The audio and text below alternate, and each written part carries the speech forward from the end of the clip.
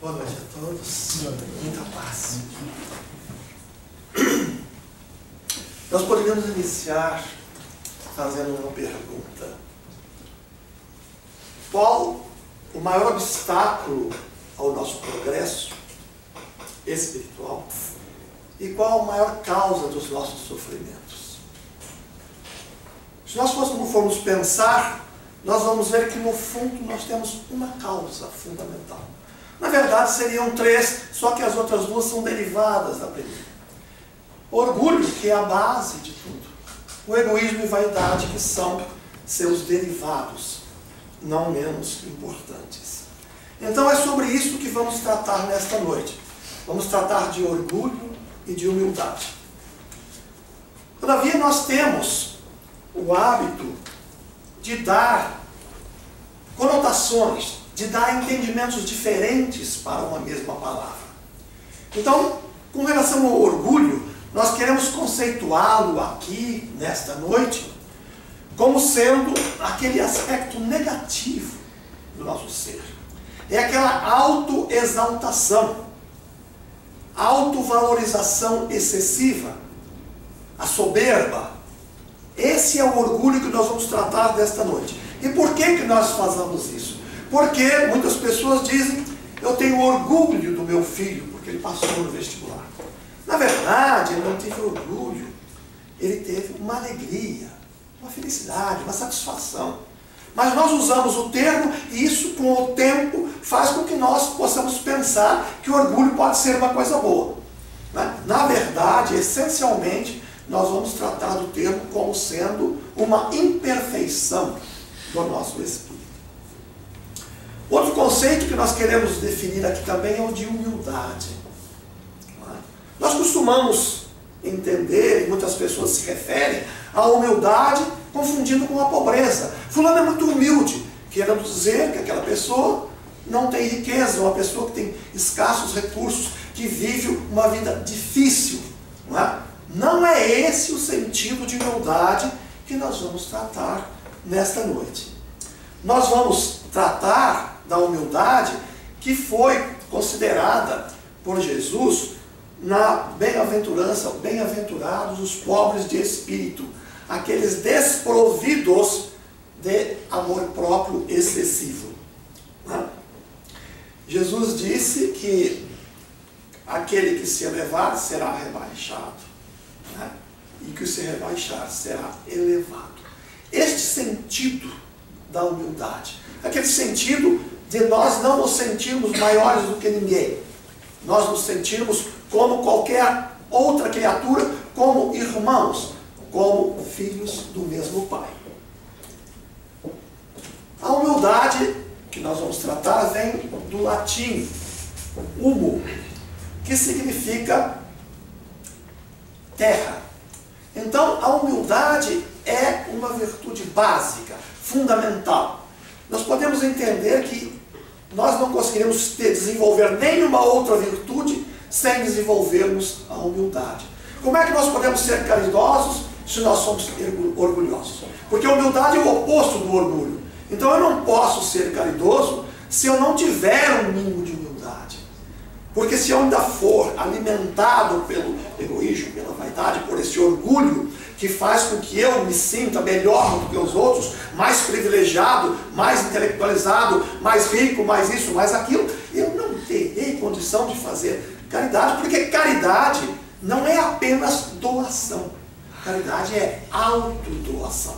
Portanto, se torna esta virtude da humildade a base de todas. E no livro O Código do Monte, não é? Ele apresenta a humildade desta forma, como sendo a primeira das virtudes, não é? E a virtude básica de todas as outras. De onde vem o orgulho? No livro Obras Póstumas, Kardec nos esclarece que o orgulho e o egoísmo nascem de um sentimento natural, o instinto de conservação. Nós podemos nos reportar ao homem primitivo, não é? O homem primitivo tinha como das principais preocupações se alimentar e sobreviver. Era a busca da sobrevivência. E essa busca da sobrevivência implicava em lutar contra as próprias condições naturais de vida que caracterizava naquela época, que existia naquela época. Então ele tinha que desenvolver. Mas então, por que o orgulho vem? Será que o orgulho foi criado por Deus? Não, Deus apenas criou os homens iguais, com as mesmas potencialidades, simples e ignorantes. Mas no decorrer do desenvolvimento, os homens, pelo seu livre-arbítrio, foram tomando trajetórias que cada um houve por assim escolher. Então, quando esse instinto de conservação ultrapassa os limites básicos da sua proteção, da proteção da sua prole, ele passa a ser orgulho. Porque esse instinto exagerado é que vai caracterizar o orgulho. O instinto de conservação em si não seria orgulho. Orgulho é apenas o exagero. Não é? E ele se baseia na crença que o homem possui da sua superioridade individual. Porque, se nós formos ver, todos nós, em face de certas situações, nós nos sentimos, parece que nós dizemos, mas eu faria melhor. Né? Eu sei mais isso. Eu consigo fazer mais aquilo. E às vezes, nem mesmo que ele não saiba, o homem alimenta essas pretensões, fazendo com que ele se sinta muito maior do que ele é. Então, o orgulho caracteriza-se por esse exagero, por esse excesso.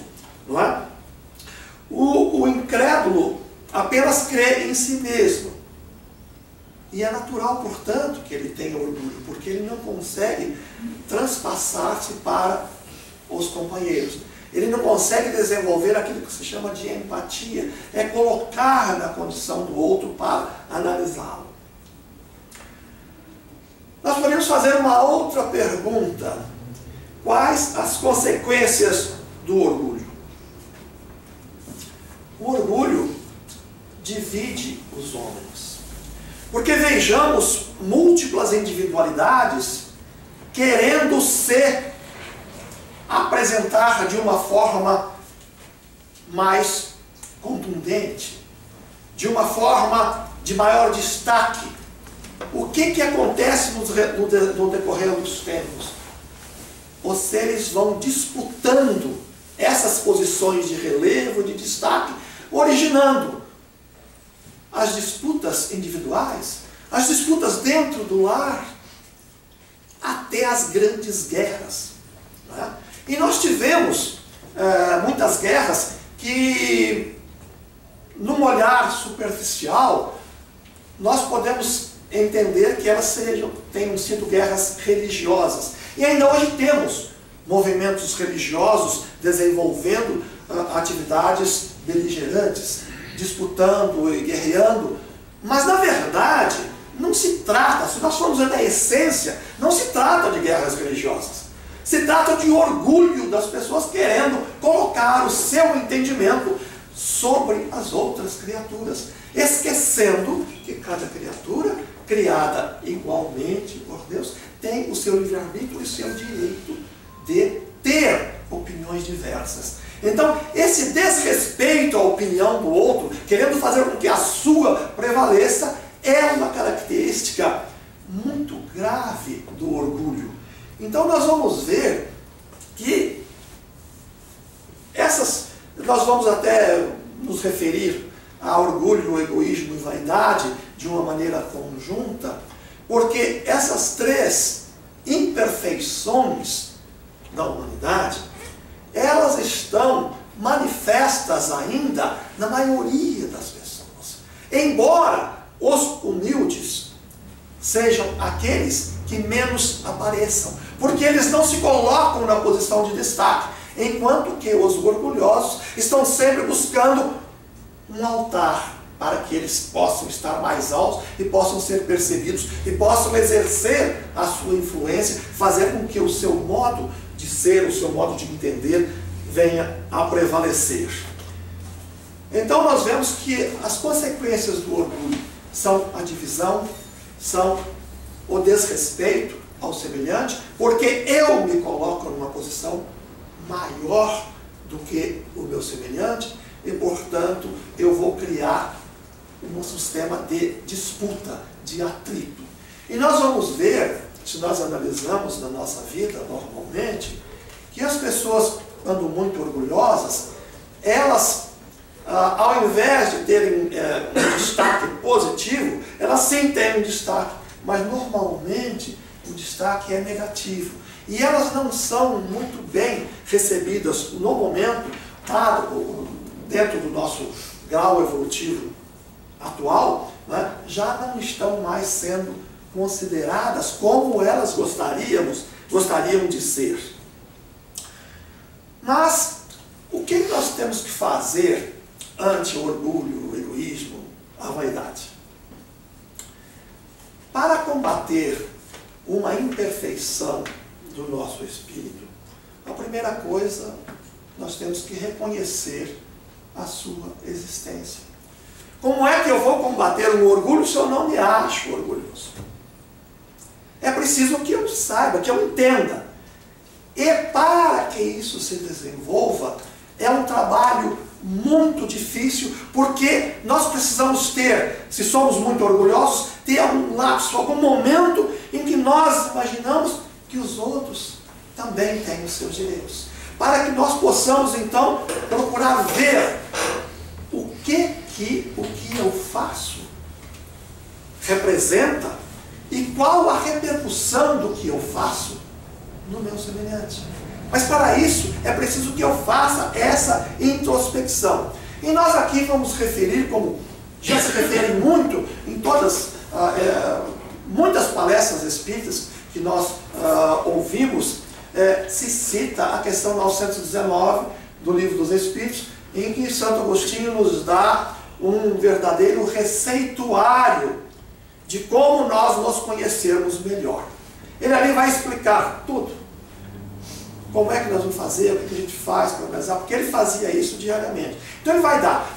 Eu convido a todos, então, a lerem a questão 919 do Livro dos Espíritos, que vão ver um roteiro perfeito para que nós possamos nos conhecer um pouco melhor.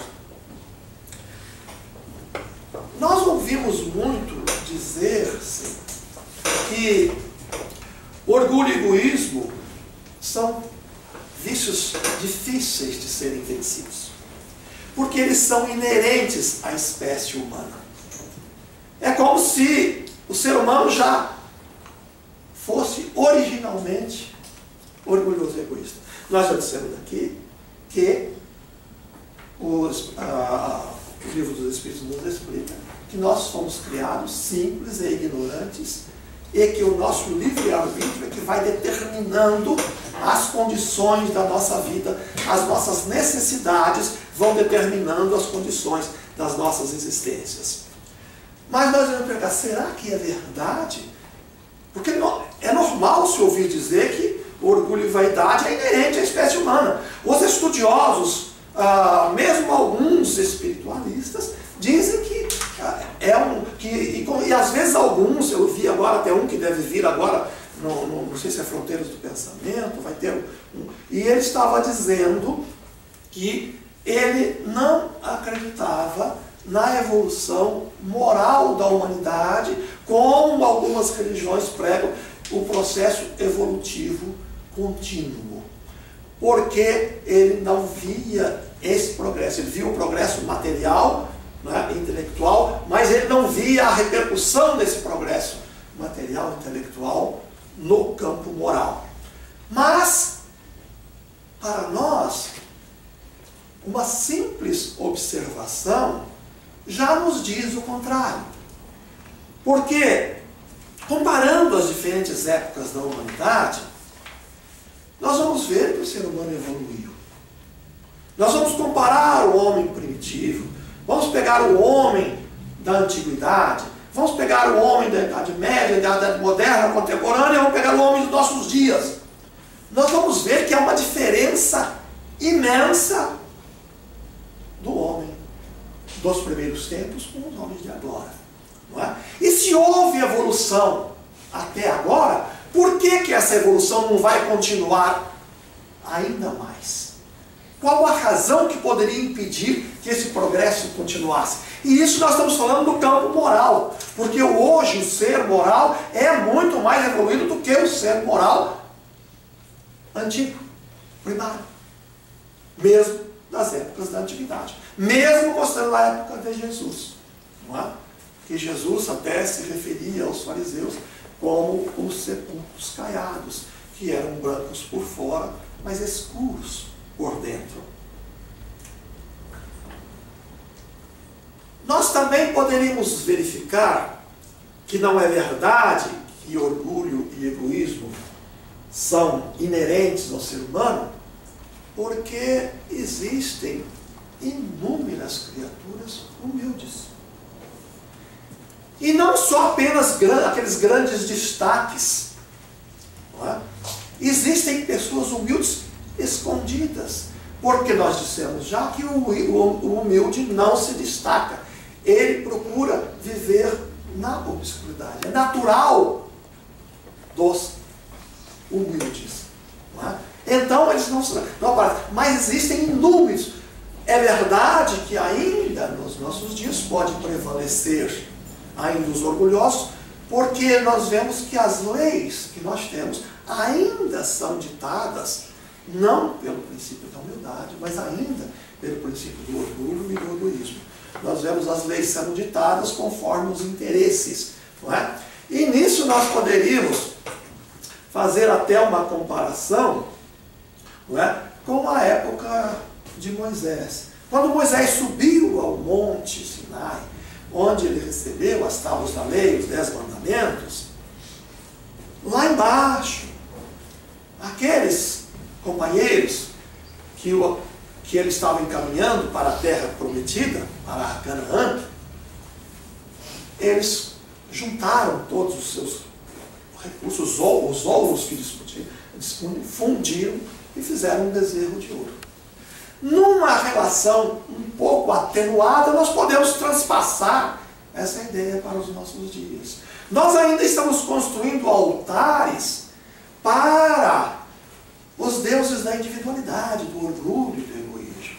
Nós ainda temos dificuldade de nos sentirmos mais humildes, até porque para muitos parece que os egoístas são frágeis, que os humildes são frágeis. Será verdade que os humildes são frágeis? Não é? Se nós pegarmos os exemplos dos humildes, irmã Dulce era pequenina, frágil fisicamente, mas ela era frágil como personalidade, como ser espiritual? Não. Ela tinha uma personalidade bastante forte, mas ela era humilde. O que não implica, e aliás até o que explica, que humildade não tem nada a ver com subserviência. Jesus disse, sejam mansos como as pombas, mas prudentes como as serpentes. E a humildade não tira a prudência, não tira da criatura a capacidade de vigiar e orar. Não tira da criatura a força que ela tem pelo próprio fato de ser humilde. E aí merecer e ter as suas comportas abertas para receber a influência positiva dos bons espíritos. Então, com esta abertura, ela se fortalece ainda mais. Nós poderíamos citar como exemplos de humildade os grandes exemplos da humanidade, né? Nós temos Bezerra de Menezes, irmã Dulce, Chico Xavier, Mahatma Gandhi, Francisco de Assis e Jesus, que veio nos mostrar a verdadeira humildade. Mas pegando o caso de Mahatma Gandhi, nós vamos ver que um ser pequeno, franzino, que se alimentava frugalmente, enfrentou o exército britânico na Índia e conseguiu a independência da Índia do Império Britânico, que tinha o Império, a Índia como uma joia da coroa, como algo que eles exploravam e tinham muitos interesses. E uma resistência pacífica, humilde, de um homem, fez com que o exército britânico tivesse as suas pretensões diminuídas e desfeitas na Índia, fazendo com que aquele país se tornasse livre. Vejam, isto é fragilidade? Alguém pode dizer que Mahatma Mohandas Gandhi não era um ser humilde? Nós falamos de Francisco de Assis, era o símbolo da humildade. Deixou tudo o que tinha para ir atender aos mais necessitados. Desceu lá os 3 quilômetros que separava a cidade de Assis, onde morava com os pais, e desceu ali embaixo, onde ele construiu uma igrejinha que hoje tem o nome de Porciúncula, que ela está dentro de uma grande igreja. Essa Porciúncula, ainda da época de Francisco de Assis, existe ali, desde que se desça, porque a cidade de Assis fica no alto, se desce, então tem ali este lugar. Então nós temos exemplos, nós temos a figura de Chico Xavier. Chico Xavier era uma doçura. Chico Xavier era frágil. Pode ser fisicamente, mas jamais Chico Xavier foi frágil espiritualmente. Portanto, nós precisamos entender convenientemente os ensinos de Jesus. Porque, muitas vezes, dentro dos conceitos humanos, dos conceitos da matéria, nós podemos nos enganar. E, aliás, a materialidade, não matéria propriamente, mas o materialismo, faz com que nós tenhamos mais dificuldade de vencer o orgulho.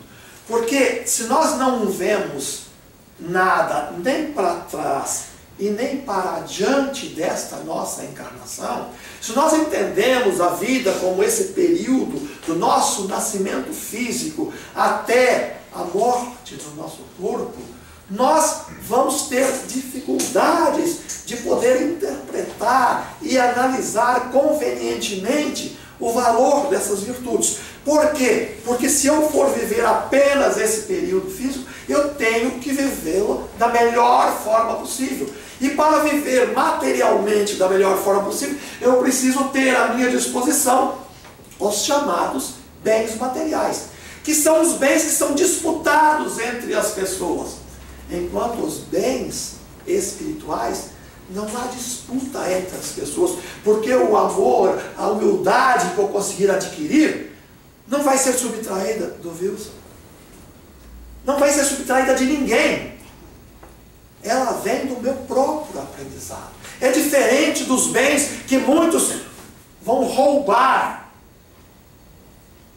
dos outros para ter, por as razões que nós aqui não vamos entrar no mérito, não é? Mas nós vamos ver que quando nós estamos distanciados da noção da vida no sentido mais amplo, nós estamos sem noção do anterior e do posterior, do antes e do depois, o que é o reflexo de um no outro. E isso vai nos fazer, com esse conhecimento, vai nos fazer com mais propensão, com mais entendimento, com mais razão, nos esforçarmos para desenvolvermos aquele autoconhecimento, preparando-nos para superarmos o nosso orgulho, a nossa vaidade e o nosso egoísmo.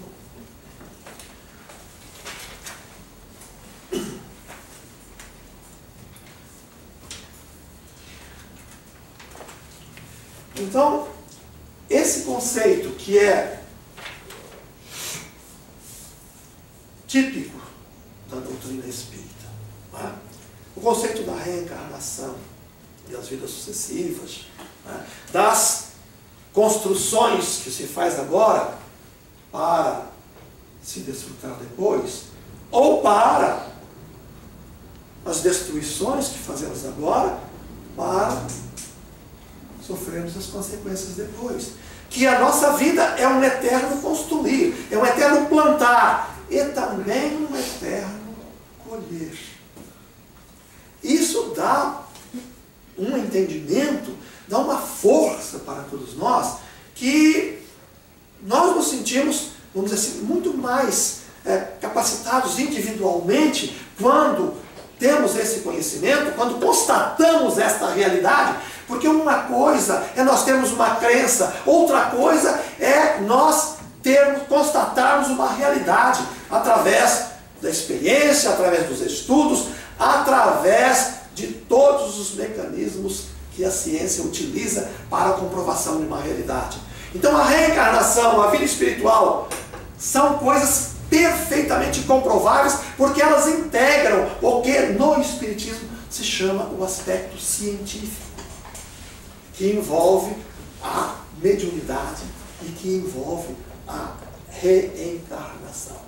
Então, nós temos que agradecer a Deus a oportunidade de termos tido este conhecimento, para que Ele viesse a nos ajudar a ser menos orgulhosos, a termos um pouco mais de humildade, a convivermos melhor na nossa casa, a respeitarmos a nossa esposa, o nosso esposo, os nossos filhos, os nossos pais, que faz com que a gente sinta a necessidade de ajudar os pais quando eles estão no fim da sua vida, assim como eles nos ajudaram quando nós estávamos começando e permitiram que nós tivéssemos esta oportunidade da reencarnação, todo esse entendimento, todo esse encadeamento da vida, toda essa proximidade entre as pessoas, nós vamos entendê-las e procurar agir nessa vida de relações de uma maneira muito mais objetiva, muito mais respeitosa, porque nós vamos aqui sim considerarmos como fraternos, ou seja, filhos do mesmo Pai, de Deus, nosso Criador, Pai misericordioso. Os nossos esforços, então, devem ser voltados para a nossa transformação. Muitos, nós já podemos ter iniciado esse processo, mas concluirmos esse processo vai exigir um esforço cada vez maior de cada um de nós. Nós vamos colocar toda a nossa vontade, toda a nossa coragem para procurarmos, conhecermos, identificarmos as nossas realidades e lutarmos contra os aspectos negativos dessa realidade. Mas por outro lado, nós podemos também pegar os aspectos positivos dessa realidade para eles servirem de sustentação para esta nossa luta que nós temos que desenvolver a cada dia. Não a cada mês, mas a cada dia, a cada hora, a cada minuto.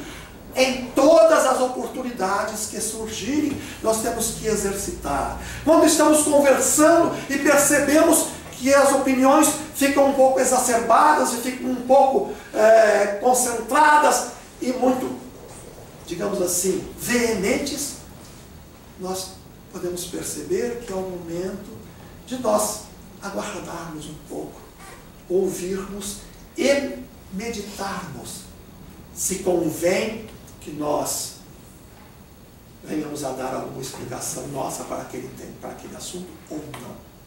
Mas jamais nós nos deixamos levar pelo nosso orgulho e queremos fazer com que a nossa ideia prevaleça. Esse é um exercício difícil e que faz parte da vida de muitos de nós. Alguns podem já ter superado, mas na maioria de nós ainda nós temos que lutar por ele. Então vamos nos esforçar para desenvolvermos essa virtude básica, que é a humildade, que é o antídoto do orgulho, e que ela vai servir de sustentação para o desenvolvimento de todas as outras virtudes, porque nós dissemos que sem humildade não podemos ser caridosos. Como é que eu vou ter amor se eu não tenho humildade? Como é que eu vou ser benevolente se eu não tenho humildade? Porque os orgulhosos não são benevolentes. Não faz parte do seu raciocínio, do seu modo de pensar. E é este o convite desta noite, para que nós possamos deixar as portas do nosso coração e da nossa mente abertas, para que com a ajuda de Jesus, porque nós sabemos que sem Ele nós não conseguiremos, sem o seu suporte, sem o amparo de Deus e de Jesus, nós não conseguiremos. Então vamos deixar que as portas do nosso coração e da nossa mente se abram, para que essas influências positivas venham juntar-se à nossa vontade, ao nosso esforço, para que nós possamos superar essas dificuldades que tanto mal tem trazido a cada um de nós individualmente e à humanidade como um todo. Que Deus nos abençoe.